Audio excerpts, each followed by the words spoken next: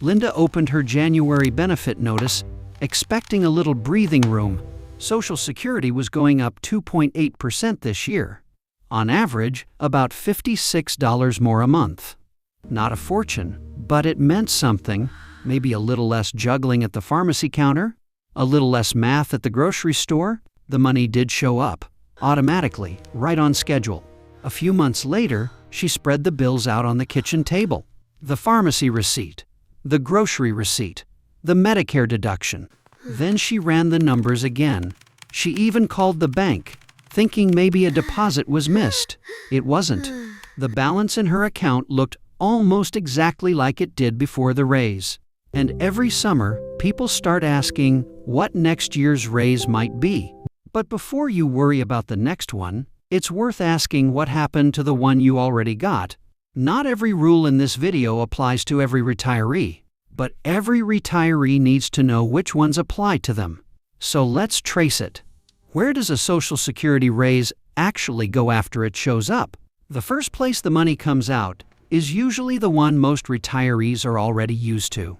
That's why they stop noticing it. For years, the Medicare Part B premium has come straight out of the check before the money ever reaches the account. People get so used to seeing that deduction that they stop paying attention to the number itself. This year, that number changed. Medicare Part B went up $17.90 a month. Do the math, and it's simple. Out of that $56 raise, roughly a third was already spoken for. Linda didn't feel like she got a raise. She felt like the raise passed through her account before she could use it. That part isn't a secret. Most retirees already know it happens. But it's just the first one. For a lot of retirees, working a little more isn't a lifestyle choice. It's how the bills get paid. Quitting work isn't always an option.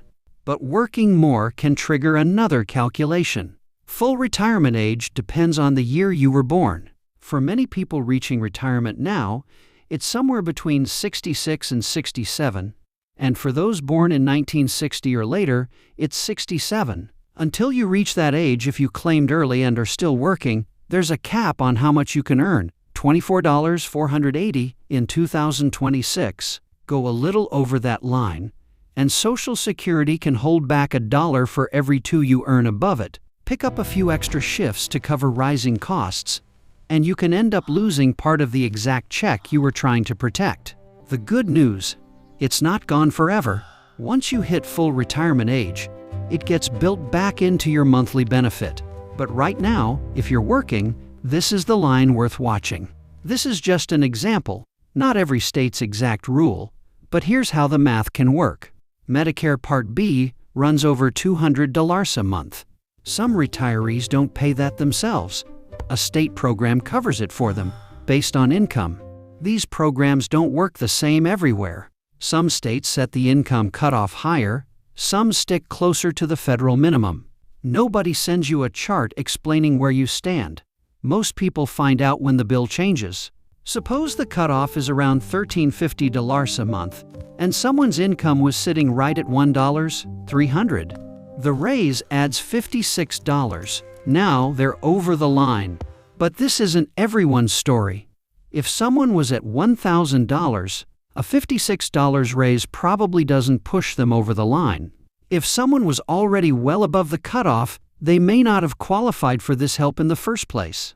The danger zone is that narrow space right around the cutoff. The exact cutoff is not the point here. The mismatch is the point. A $56 raise can put more than $200 a month of help at risk. That is why a raise can feel like a loss. Not because the raise is fake, but because the help you qualify for can change. That is the kind of math Linda never saw in the headline. If you've been keeping score, that's 3 places the money can move. The fourth one is different. This one isn't common, but it shows why you can't treat every deposit as final. Sometimes Social Security pays someone more than they were owed. A change in income that wasn't caught in time. A delay somewhere in processing. For months, nothing looks wrong. The check comes in, the bills get paid, same as always. Then, out of nowhere, a letter shows up. We paid you too much. we're taking it back. By then, that money is long gone. Rent, medication, groceries. It was grocery money when it came in. The moment they ask for it back, it's debt. And that is when a benefit stops feeling like a check and starts feeling like a case that can be reopened. If that letter ever comes, don't ignore it. There are ways to appeal or ask for a lower rate. But left alone, the default withholding on new notices is 50% of your monthly check. Half. Not a rounding error. Half your monthly check, gone every month until it's repaid. By then, Linda understood the part nobody said in the headline. The raise was real, but it wasn't the only thing being counted.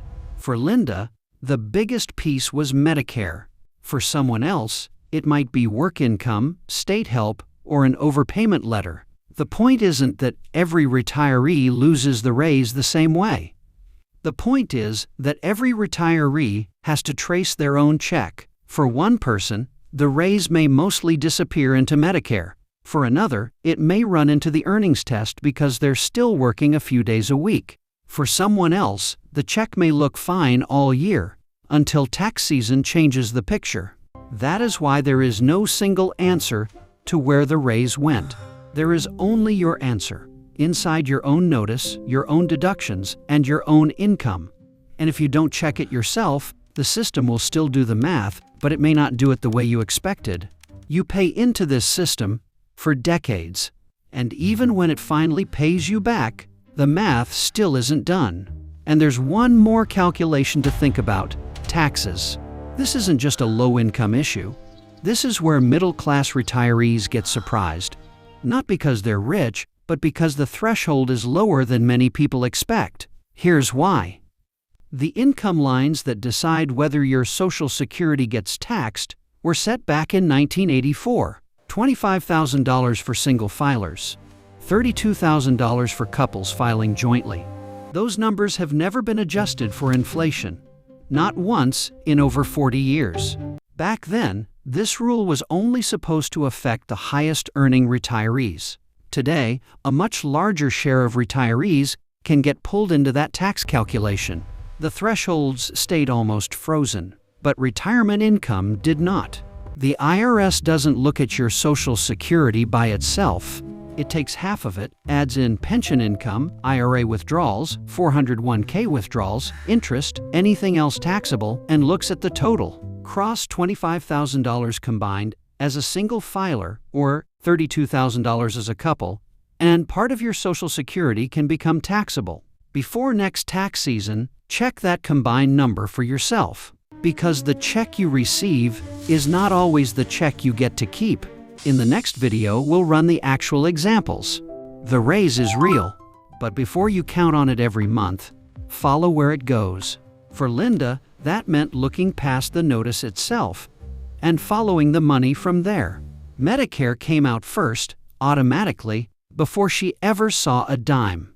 Then came the income limits, the ones that look at what you earn if you're still working, and the ones that decide what help you qualify for. Cross either one, and the money moves differently than you'd expect.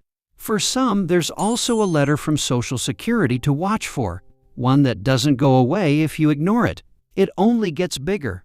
And down the road, there's tax season, watching the combined total of everything coming in. Linda didn't need to memorize every rule to make sense of her check. She just needed to know which ones were affecting her check. Because the raise is the headline. The money left over is the part you live on. And in retirement, that's the number that matters. If this helped you trace your own check, subscribe. We'll keep tracing the numbers that affect your retirement income.